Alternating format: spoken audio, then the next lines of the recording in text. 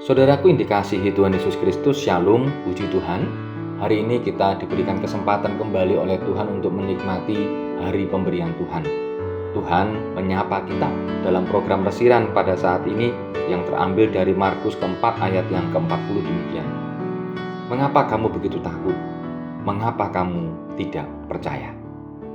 Saudaraku yang dikasihi Tuhan Yesus Kristus, siapa yang tidak takut ketika di tengah-tengah danau ombak berulang kali menghempas sampai akhirnya air masuk ke dalam perahu? Bukankah ini seperti yang akan menemui kematian? Sementara itu, Tuhan yang diandalkan justru malah tidur dan tidurnya sangat nyenyak. Lalu siapa yang bisa dimintai tolong? Apalagi sepertinya Tuhan Yesus tidak tahu bahwa ada badai yang sangat besar. Mungkin keadaan semacam ini sering terjadi dalam hidup manusia yang penuh dengan kekhawatiran. Masalahnya tidak segera selesai, sementara pertolongan tidak segera datang. Malah ketika minta pertolongan kepada Tuhan di dalam doa, itu pun juga tidak kunjung segera terselesaikan. Saudaraku dikasihi Tuhan Yesus Kristus, lalu harus bagaimana? Meskipun sudah memohon, tetapi kok tidak segera menerima pertolongan? Bacaan dalam Markus 4 ayat yang ke-40 menyatakan bahwa yang terjadi itu bukan berarti bahwa Tuhan Yesus tidak segera menyelamatkan. Tetapi manusia harus mengerti apa yang sebenarnya ada dalam hidupnya. Jadi apa yang lebih besar? Rasa takut atau percayanya? Ketika rasa takut mengalahkan percaya, maka kehendak Tuhan Allah yang lebih besar tentu akan sulit dirasakan. Bahkan ketika rasa takut semakin besar, maka akan menyulitkan untuk melihat Tuhan sedang bekerja dalam kehidupannya.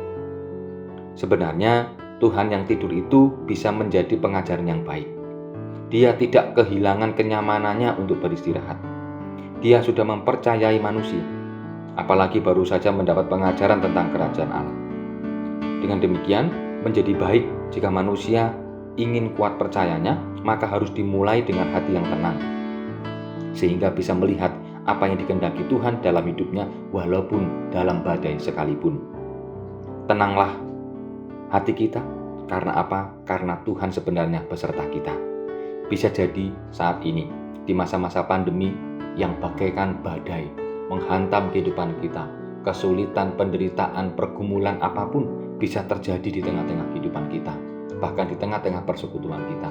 Tetapi ingatlah bahwa Allah ada, Allah menyertai kita, dan Allah tahu apa yang kita rasakan. Maka patutlah kita tetap tenang dan mempercayakan diri kepada Tuhan, dan lihatlah pertolongan Tuhan ajaib adanya. Kiranya Tuhan menolong dan memberkati kita sekalian. Amin. Mari kita berdoa. Tuhan, ajari kami untuk tetap percaya kepadamu. Apapun yang terjadi, kami percaya bahwa Tuhan senantiasa ada dan memberkati kami. Tolonglah kami agar iman percaya kami semakin hari semakin bertumbuh, semakin kokoh hanya di dalam kuasa tangan-Mu. Di dalam nama Tuhan Yesus kami berdoa. Amin.